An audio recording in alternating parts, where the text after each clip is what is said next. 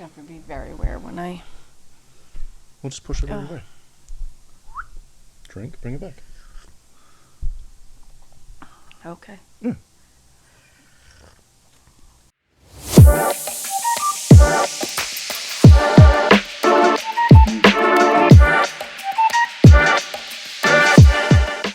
Hey, welcome to a brand new episode of the Matt Fiona Show. We are extremely happy that you've joined us today, right? Absolutely. All right, you're going to bear with us because in my constant battle for perfection, we're trying some new microphones out that, that I use these in my other shows all the time, but I've never used them for this format, so we're going to try it out, see how it goes. So bear with us as we probably hit the mic stand at least once or twice.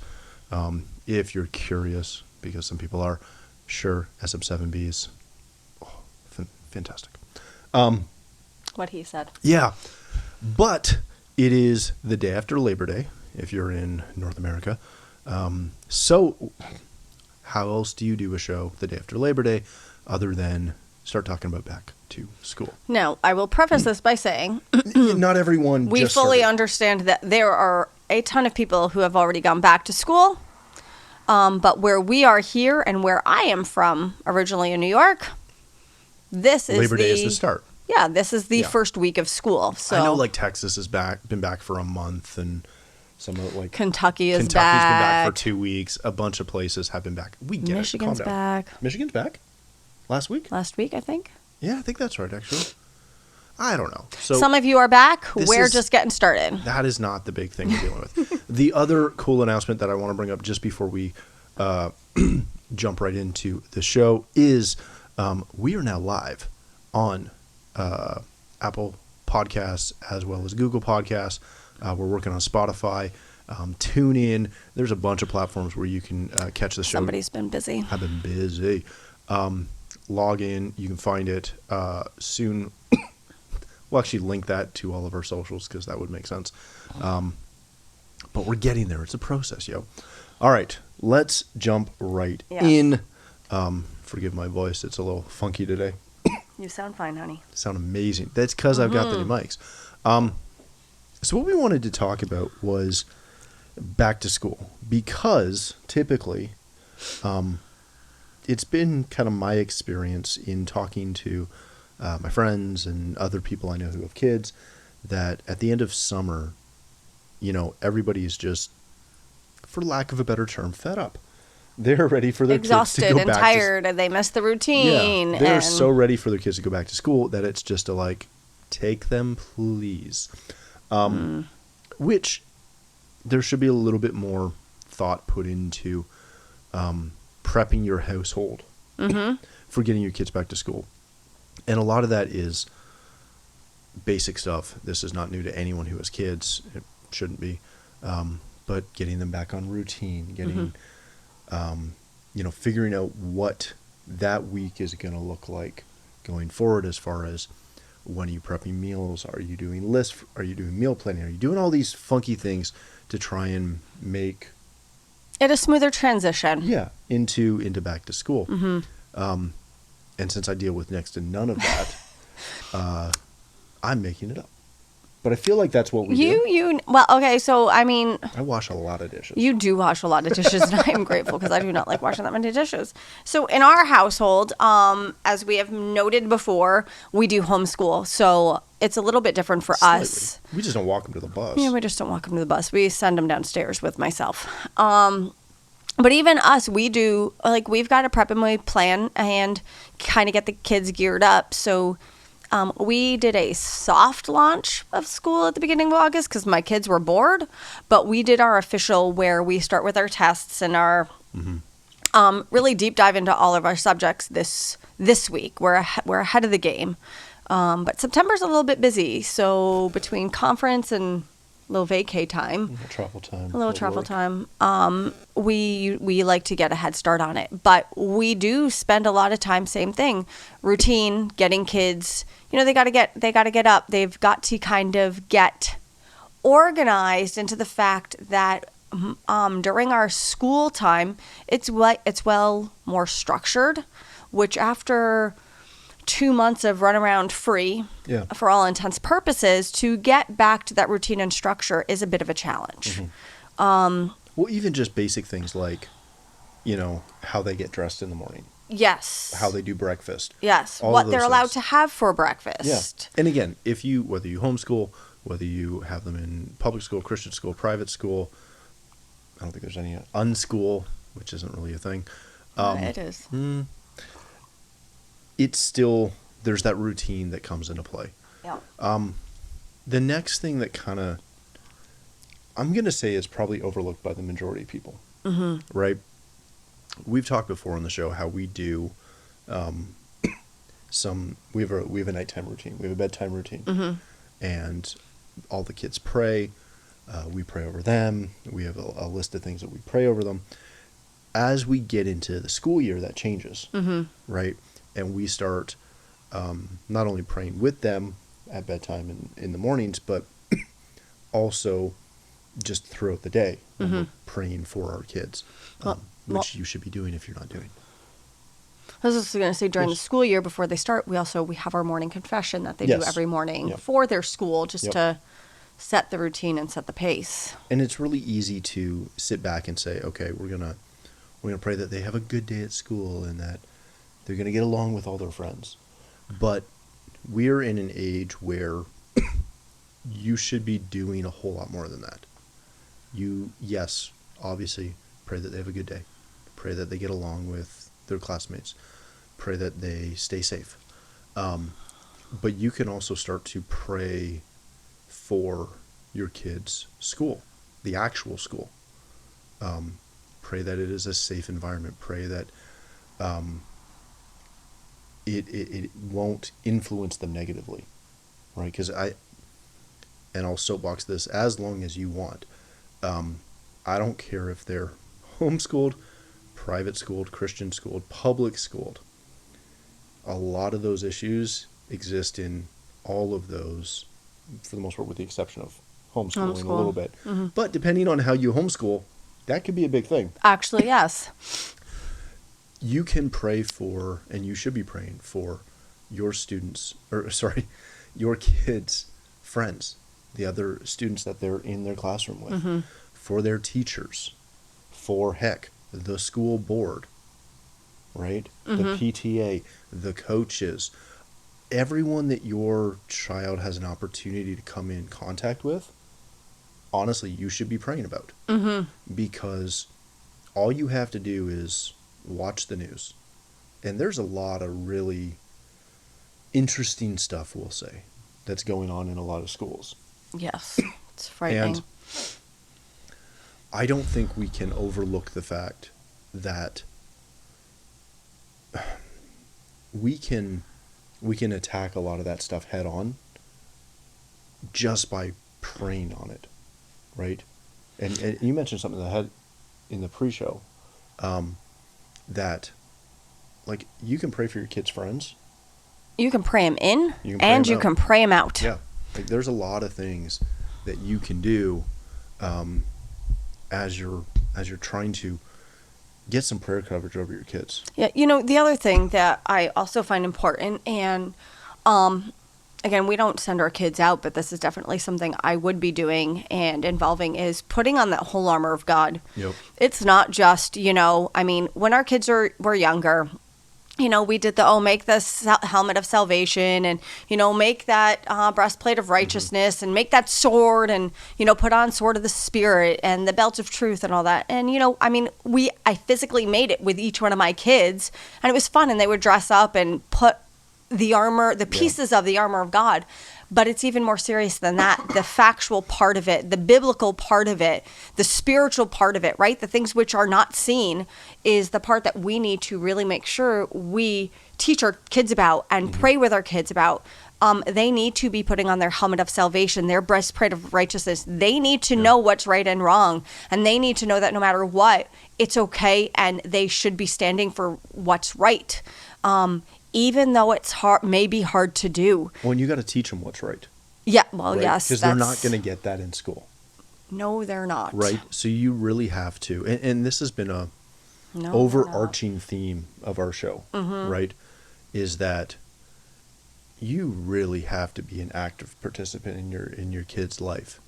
And that means in their education, in their development, in every aspect of their life. You really need to get active and be involved, right? Like it is a spiritual battlefield, and it's great to talk about the whole armor of God, but your kids also have to recognize and obviously, scale it appropriately, right? But they need to be aware of some of those fiery darts that are out there. Yeah, right? The enemy is after your kids. And I think we need to realize that. I don't think parents truly realize, not all parents, and if you realize this, then awesome, and teach others. But I don't think there's many parents out there who realize just how much the enemy is after your kids. Yeah. He's fighting for them every day, because if he can get them now, then he's got them for life. And honestly, I tell my kids, and there's stuff that we'll talk about, and I'm like, who is this, something that God would be pleased with, or is this something that the enemy's like, yeah, go, right? And they're like, oh man, they get bickering, they get fighting, and the enemy wants to drive us apart and break us down. And your enemy, and the enemy is going to use friends. The enemy is going to use teachers. The enemy is going to use the curriculum. And in the school, the enemy has such a hold on so much that's in that avenue right now. And we need to actually take the time and recognize that we're not just sending our kids off for an education, which if they were getting an education, that would be great. And I'm sure there are some schools that are still educating, but it is a spiritual battlefield, and what they are being taught, you need to know. Don't take that lightly. And again, I don't care, and you can send me the hate mail, I'm fine. I don't care if they're in a public school, a private school, or a Christian school. You need to take that key that you just mentioned to heart, that you don't know what they're being taught. And, in our show notes, I've got it all capped, that you need to get involved. And you need to, again, I recognize that our kids are homeschooled, so we deal with it a little differently. But I also went through all three, and technically all four, of those schooling schools, right? I've been in all of them. Homeschool, private school. Private Christian. Private Baptist, blah, blah, blah, blah, right, blah. and Public. And yes, that was a while ago. Make all the jokes you want. But it's only gotten worse. It's only gotten worse. I talk to a lot of parents who talk about how they're just too busy to get involved. And they don't want to join the PTA. They don't want to go to a school board meeting. They don't want to go volunteer at the school. They're so happy to put the kids on the bus, maybe, and let the kids come home. And I cannot hammer this point home enough. You have to find a way to get involved in what your kids are doing, because what they're being taught, who they're interfacing with, you need to know. Because if you don't know, there could be a lot of influences, good and bad, that are affecting them. So there is an enemy out there, and he is... he's very sneaky, very skilled. Yes. He's going around like a roaring lion, seeking whom he may devour. And we need to be aware that our kids are on that list. Now, his roar is much louder than his fight, if we know how to fight back. But he is out there, and he wants your kids. Yeah. And again, this is not trying to be doom and gloom. It's just a reminder and maybe an encouragement. Yes. To, again, recognize that it's really not that hard. And I'll give you a minor example of one of the things that we do, right? We ski a lot in the winter. And we don't just send the kids off to the hill and let them ski, whether with an instructor or with friends or whatever. If they want to go skiing, I go skiing with them. If they want to ski with friends, guess what? I'm there too. And Do I love to ski? I do. So it works out well. But it's also one of those things where skiing's kind of an individual sport, right? Oh, I've got a better. When you're done, I'm gonna share my 2 cents. Well, fine. Just saying. It is amazing in an individual sport where you're mostly by yourself what you can hear on a chairlift from kids in front of you or behind you. And It's so true. it is, again, it's a minor thing, and obviously you can't go to everything, but if your kid's playing hockey, if they're playing baseball, show up to the games.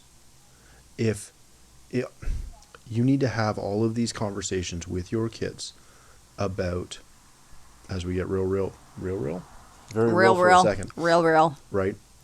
You need to be warning them that if anyone tells them to keep a secret from you, that's bad. If they're trying to talk to you and telling you not to tell your parents, that's bad. If they are doing anything that you wouldn't approve of, that's bad. and how to stand up for themselves in those situations. And if you teach them young, yes, again, I recognize we don't have teenage kids yet. And I know life changes a little bit as they get older. But when I look back on my life and the way I was raised, and when I look at the way that we're trying to raise our kids, the goal is to set them up early for success so that they know right and wrong, good and bad, how to say no. holy and evil, Yes. right? And I want our kids to always be comfortable to come up and say, hey, somebody said this and I don't know what it means, I don't understand it, et cetera, et cetera, et cetera. And even at their ages, right? Like Cohen just went to golf camp. Yep. And we had a situation. And we had 1 or 2 situations, and it was fine. But I loved the fact that he was like, "Mom, so what does this mean? what does this mean? Shocker." Because they were teasing me. And he didn't like it, and I didn't like it. But he was able to come to me. We were able to talk it through, and to him, it didn't seem appropriate. The actions didn't seem appropriate. And once we talked about it, but we were open with him, and we talked about it because we want him to learn now. The other thing, and I'll just say this, and we do. I'm with the kids all the time, and we do our schoolwork downstairs. I'm a former teacher, so I do things a little bit routine, and we do have our subjects and tests and all that stuff. And I know that's not for everybody. We also have a lot of fun too. But, I do have a little bit of that teacher in me that still works with the kids. But one thing that you do, we have dinner. Even if we do nothing, even if you work up to dinner and you work after dinner, one thing we always do every night is dinner. Yep. And even with you will talk to the kids as though they were gone for school all day. And you'll be like, so what did you learn? What was your favorite subject today? Yeah. What's your favorite point today? Or like when the kids did go to golf camp. What made you proud? You can't sit back and do the stereotypical TV parent thing of, so how was your day? Because they're not going to respond to that. Right? They're going to say, good. And then you're going to complain. All these years, I talked to my kid and I drove them to school and I did this, and they never said more than 1 or 2 words to me. Well, because you didn't engage. Yeah. Right? Kids don't know how to carry on a deep conversation if they've. It's like literally everything else. You have to train them. Yeah. Right? You have to teach them. So you can go and, whether it's something that we've done, or heck, there's tons of stuff on YouTube and heck Instagram on how to prompt your kids to tell you something more than just, it was good. You can get in there and ask them about, was there something that made you angry today? Was there something that you were proud of? What did you do that excited you? Was there something that upset you today? Who did you spend? Very very Who did you have lunch with? Who did you play recess with? Who did you sit next to? Was there somebody missing in your class today? Was there a new student in your class today? And the more direct you can be with your questions, and I notice this with Cohen so often. Even just with some of the books he reads. Yeah. And, I'll ask that first question about the book. What did you like most about the book? Or who was the main character? I'll be like, Mom, I don't want to talk about it. And, he'll give me a short question answer. And then I'll ask him a more directed. And by the time I get to my 4th question, all of a sudden, I no longer need to ask him questions He's because telling me all he about is it. giving me a mini book report about the entire book he read. Yeah. And I, on purpose, just not as though I'm drilling him or don't believe he read it or anything like that, but just engaging. And I watch it time and time again where the first question is a short answer. The Yep. second question is kind of like, Mom, why are you bothering me? You know, and then I add a third question, and then he goes through, and I get more out of that Yep. fourth question than I would out of 10 more questions. But it is that continual desire or that continual, oh geez, I don't even know what the word is. You have to be, and I'm going to hit this again, you have to be an active participant. Yeah. You have to get involved. You cannot sit back and say, deal with it lightly. You can't take a lazy approach. And again, whether it's your kids, whether it's your marriage, whether it's your walk with God, whether it's your job, if you take a lazy approach, you're not going to get The far. results are not going to be Right? what If you they take could an be. active step to be involved in your kids' Mm-hmm. lives, to be involved in their school lives, you are going to, be happier. Yep. Because you're going to have a better relationship with your child or with your children. You're also going to know what's going on in their lives. And I look at...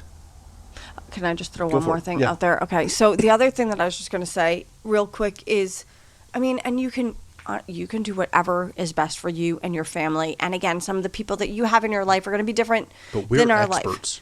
Can't you tell by our microphones? Anyway, but so for example, we have a lot of kids in our neighborhood, and that's fine. It's great. It is great. But one thing I do is those kids can come play in my backyard because I know what Yep. goes on in our home. Yep. And I know the standards that we have. But my kids are not allowed to go to other homes. And Unless we specifically know who it is. well, And that list is incredibly short. very. But like as far as neighborhoods, like a lot of the kids, they go from home to home to home to home. I keep my kids at But home. our kids don't. Our kids stay here. Yeah, and that's But you okay. want to know what? When the neighborhood kids come knock on the door and say, "Hey, can I come play?" My door's open. Go for it. You know. And the nice thing is what I love about it is, you know, if they're over and it happens to be lunchtime, guess what? We pray for our food. And my kids, no hold bar. They don't care. It's our home, and this is what we do. And it's amazing. They just Well, and they get used to it. those are those really easy things where you're setting the standard, you're showing them it's okay. If they were to go to a friend's house, they may not feel as comfortable to pray in front of their food, right? Mm-hmm. Even though we do it every day. Yeah. But because it's a different environment, they may not be as comfortable. Mm-hmm. It may throw them off. Or if they start, someone could tease them, Mm-hmm. and then they get real. They'll lock There's up. a lack of protection. Mm-hmm. It's almost like they're not. There's a potential. I mean, again, you know, or you should know who your people, and there are obviously homes that Oh, are yeah. okay for friends to go over. I'm not saying that by any way, shape, or form, but just say we need to be, as parents, we need to be more cautious of that. I think more than Oh, we're yeah. used to, because Yep. that spiritual battle that we addressed or discussed or just mentioned that's going on at the schools, that battlefield is not only in the schools, it's in homes. It's literally everywhere you go now. And Let's be real blunt. The world is not the way it was when we were kids. No. There are places, there are times where you can imagine that. And there are some places that are still very similar. But on a whole, on the entire scale of things, it is not a go play till the streetlights come on. That's not the world we're living No. today. So we're going to wrap this up. Yep. I'm going to encourage you to continue and increase the amount of active participation you have in your kids' lives, in their schooling, in everything they're doing. Mm-hmm. Get out there and get active in what they're doing. Be a part of it. Help them with their homework. Mm-hmm. Help them with everything. Work hard to develop that open relationship where you can talk about anything. Because if you can do that, you'll have way fewer issues It as they progress. doesn't allow the door to open for the enemy as easily because there is a training that And there's open communication. there's open communication, and again, there's obviously no perfect solution. No. But the more you can be involved and the stronger your voice Yep. is in your kids' lives, Yep. that will not leave as much room for other voices that you do not want. Yep. And that is one thing that we need to be very concerned about is who has our children's ear? Yeah, he's talking to them. Who's talking to them? What are they listening to? And whose voice is the loudest? Yeah. And we need to work at making sure that our voice, which, is right up there, so that we can fight this battle and win with our kids. Yeah, make your voice heard. Mm-hmm. All right. Thank you for joining us. Enjoy back to school. Feel free to connect with us. Follow us on all the socials, Instagram, Facebook, Twitter, or X, maybe Threads. I don't know. We haven't played with that yet. I have no idea. You can catch the show, obviously, on YouTube, as well as on most of the podcast platforms. So you can check for, hopefully, a link in the bio. Other than that, stay tuned and join us next week as we'll have another great episode coming your way. Thanks for joining us. See you later. All right. Bye now.